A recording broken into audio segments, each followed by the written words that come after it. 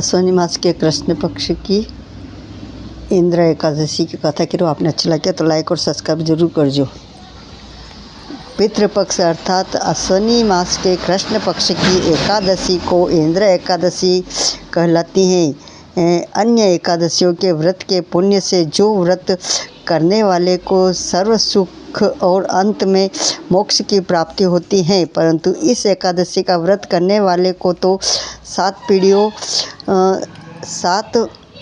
पीढ़ियों तक के पितृ तर जाते हैं। इंद्र एकादशी का व्रत करने वाला स्वयं तो मोक्ष प्राप्त करता ही है, वह अपने सभी पितरों का उद्धार करके उन्हें भी दिव्य लोकों में प्रवेश का अधिकारी बना देता है। इस एकादशी को भगवान शालिग्राम की पूजा की जाती है और पूजा तथा प्रसाद में तुलसी दलों अर्थात तुलसी की पत्तियों का प्रयोग अनिवार्य रूप से किया जाता है। धर्मराज युधिष्ठिर ने पूछा, हे जनार्दन, अश्विनी मास के कृष्ण पक्ष की एकादशी का क्या नाम है?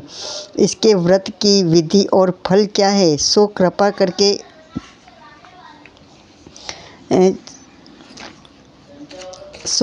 करके श्री कृष्ण ने कहा, हे राजन, इस एकादशी का नाम इंद्र एकादशी है। यह एकादशी पापों को नष्ट करने वाली तथा पितरों को अधोगति से मुक्ति दिलाने वाली है। आप ध्यानपूर्वक इसकी कथा सुनो। इसके सुनने मात्र से वाजपेयी यज्ञ का पुण्य फल प्राप्त होता है।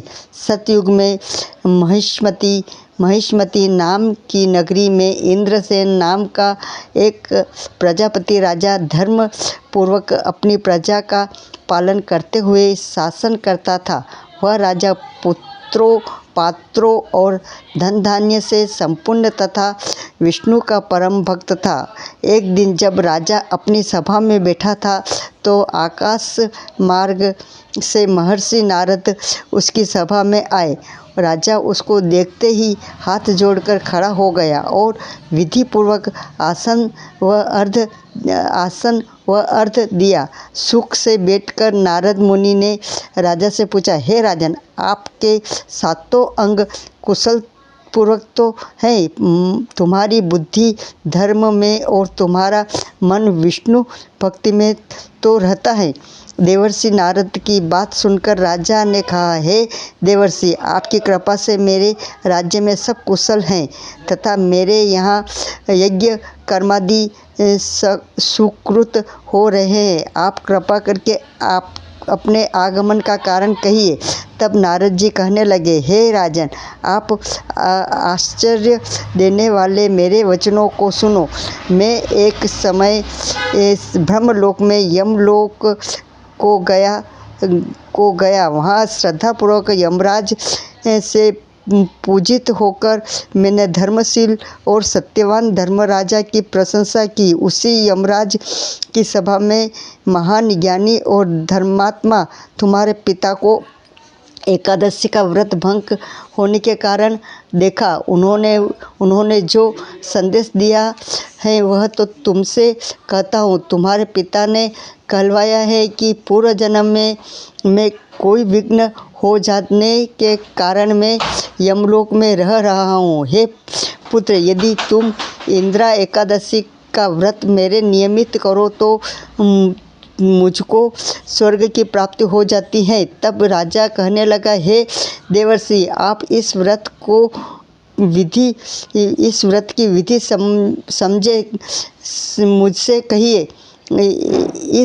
आप इस व्रत की विधि मुझसे कहिए। नारद जी बोले, हे राजन, अश्विनी मास के कृष्ण पक्ष की एकादशी के दिन प्रातः काल श्रद्धा सहित स्नान करना चाहिए। इसके पश्चात दोपहर को भी स्नान करना चाहिए। उस समय जल से निकलकर श्रद्धापूर्वक पितरों का श्राद्ध करें और एक समय भोजन करें तथा रात्रि को पृथ्वी पर शयन करे। दूसरे दिन अर्थात एकादशी के दिन प्रातःकाल दातून करे और स्नान करे। उसके पश्चात भक्तिपूर्वक व्रत का संकल्प करें। संकल्प करते समय भगवान श्री से श्रद्धापूर्वक कहे, हे प्रभु, मैं आज निराहार रहूँगा और समस्त भोगों का त्याग कर कल भोजन करूँगा। हे भगवान, आप मेरी रक्षा करने वाले हैं, आप मेरे व्रत को पूर्ण करें। इस प्रकार आचरण करके दोपहर को शालिग्राम मूर्ति के आगे फल फूल रखकर उनकी पूजा करें। शाम को भगवान विष्णु को धूप दीप नैवेद्य आदि से पूजा करके साथ रात्रि जागरण करें। इसके उपरांत द्वादशी के दिन मौन होकर बंधु बांधवों सहित भोजन करें। यही इंदिरा एकादशी के व्रत की विधि है। हे राजन, यदि तुम भक्ति भाव से इस एकादशी के व्रत को करोगे तो तुम्हारे पिता अवश्य ही स्वर्ग को प्राप्त होंगे।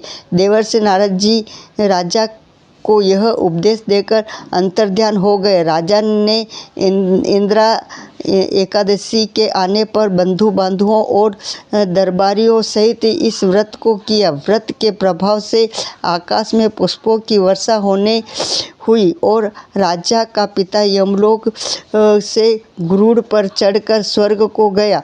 राजा इंद्रसेन भी एकादशी के व्रत के प्रभाव से इस लोक में समस्त सुख भोग कर अंत में स्वर्गलोक को प्राप्त हुए। श्री कृष्ण भगवान